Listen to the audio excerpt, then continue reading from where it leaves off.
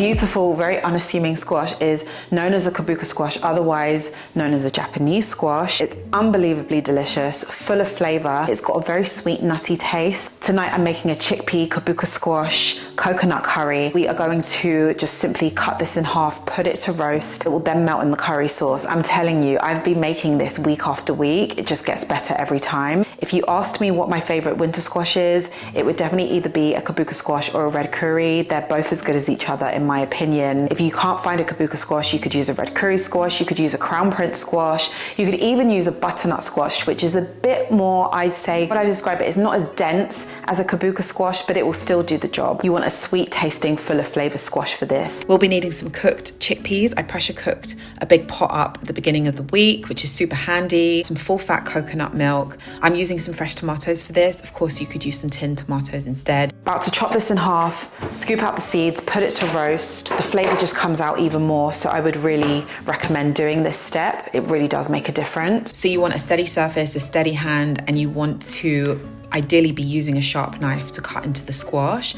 So yeah, cut it in half, scoop out the seeds. You could definitely save the seeds if you want and use them to roast and toast. They are delicious. I like to just rub mine down with a little bit of coconut oil, but that's completely optional. So place them flat down on a baking tray and place them into a 200-degree oven. You're gonna leave them in there for about 35 to 40 minutes. You'll know when they're ready because they'll be soft to touch. So moving on to the other ingredients, we are going to as finely as we can, chop up an onion. We're gonna grate lots and lots of ginger. We want this very, very gingery. So yeah, I like to throw quite a bit in. And then we're gonna mince or chop some garlic. I also had this gorgeous orange pepper in my fridge, so I just decided to chop some up and throw it in. And I also chopped up the very last of the season tomatoes that I found in the farmer's market. Grabbing a heavy based pan, I just toasted off my spice seeds, which included some cardamom, some fennel seeds, some cumin seeds, and some black mustard seeds. Just toasting them for a couple of minutes until they kind of almost start to pop,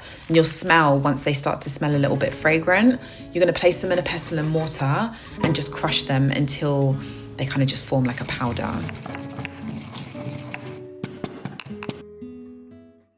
We'll continue with the curry in just a moment. So I've partnered up with Water Drop for this video. If you guys have seen my previous content, you know I'm such a huge fan of all of their products. It's a non-negotiable in my kitchen to always have a Water Drop filter on hand for all of my cooking needs, for all of my hydration needs. Water Drop are my go-to. I'm sharing with you the Water Drop glass countertop water filter pitcher. I think it's really hard to come by a high quality water filter pitcher, which is actually made from glass. So that's one of the main things that I love about this pitcher. It fits snug in the fridge. I've been using this pitcher to make fruit infused water. I'm just about to put a blend together now. I've got some red currants. I definitely want the fruit of my peel to be organic, so I could only find some little satsumas. I couldn't find any organic oranges, and I've got an apple. This pitcher uses a 5-stage filtration system. Basically all the things that remove chlorine, mercury, copper, weird taste, odors, even PFOA and PFOSs. So you're actually getting cleaner, safer water, not just a pretty jug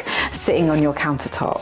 So these filters also last a really long time. The one filter gives you roughly 100 gallons. That's around 2 months, just depending on the water quality in your local area. When comparing to other water filter pitchers, this has a long lifespan. I've got some fresh mint, so I'm definitely throwing some of that in. So we'll just put the filter part on and we'll fill it up and we'll have our fruit infused water. One more thing, the flow rate of this water filter is so impressive, it's so fast. If you're in search of cleaner, better tasting water, I highly suggest you go and check out everything on offer over on the Water Drop website using the links in my description box. You can grab up to £500 off Water Drop filters, the biggest discount ever. Pure crystal clear water for you and your family. There is something for everyone over on the Water Drop website. So yeah, click the links. Thank you once again to Water Drop for sponsoring today's video. Let's get back to this curry. I've done the spices. Let's do it. So I love using ghee, especially this time of year. I don't know what it is with like colder weather and ghee. It just goes hand in hand. So yeah, I started off with heating my pan. I threw a little bit of ghee in there, following on by throwing in the onions, the garlic and the ginger, just cooking for a few minutes before throwing in all of those wonderful crushed spice seeds. I seasoned with a little bit of salt, and then I threw in that pepper, just mixing everything well. After a couple of minutes, once the ingredients had softened, I threw in my chopped tomatoes. So this is the point where we can add some spice powders, just to really maximize and build up all of that flavor. So I went ahead and threw in a little bit of curry powder, some garam masala, a little extra touch of cumin powder because I just can't get enough of it, and a little turmeric just to add to that golden color that we're looking for. I placed in a little bit of tomato paste and threw in some black pepper.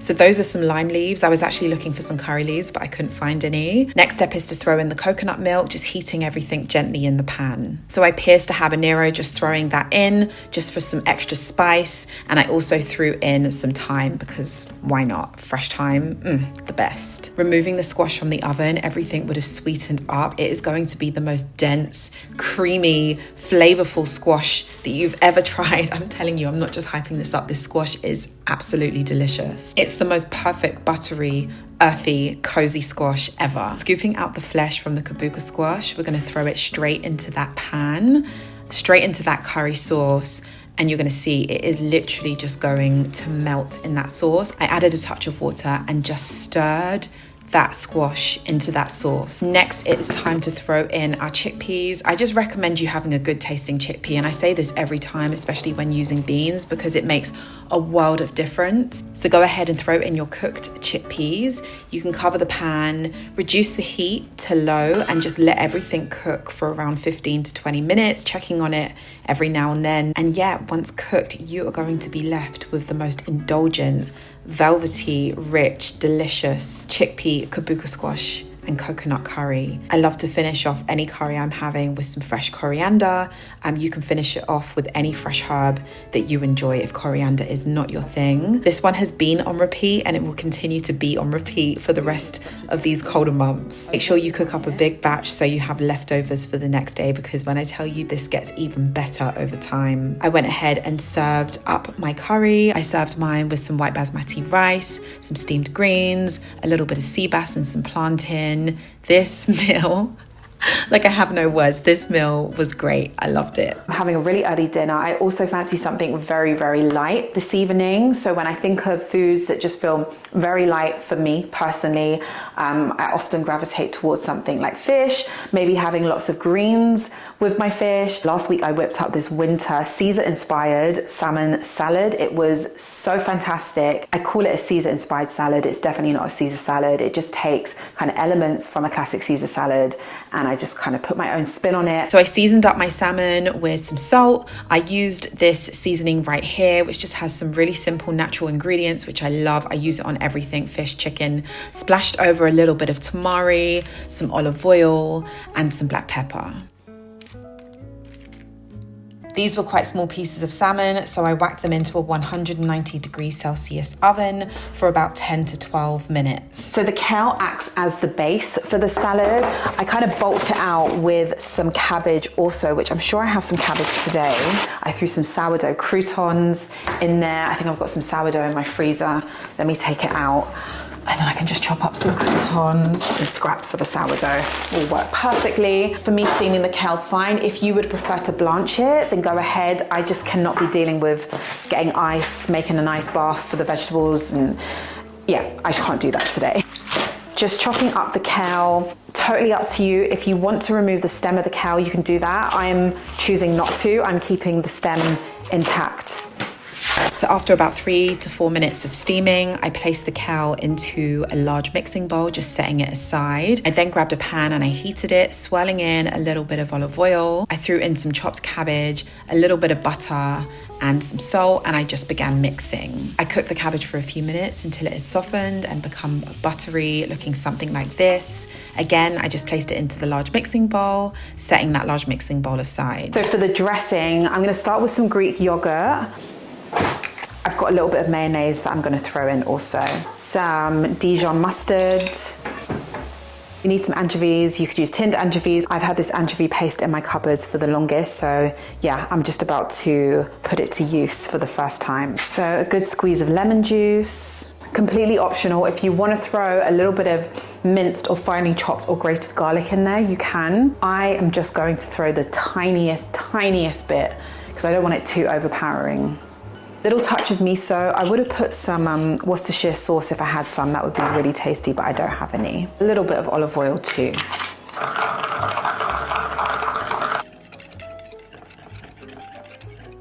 So we're going to finish off with some Parmesan, just a good amount of Parmesan. Just thought it would be nice to chop a little bit of radicchio and throw that into just for some vibrancy, for a little bitterness. I think it will work well. Just the little scraps left from a loaf that I bought recently that was frozen, so I'm just going to chop these up and do some chunky croutons. So keeping it simple, gonna grab some oregano, some garlic powder granules, and what else should we use? That's it really. Definitely don't need any salt because they're salted.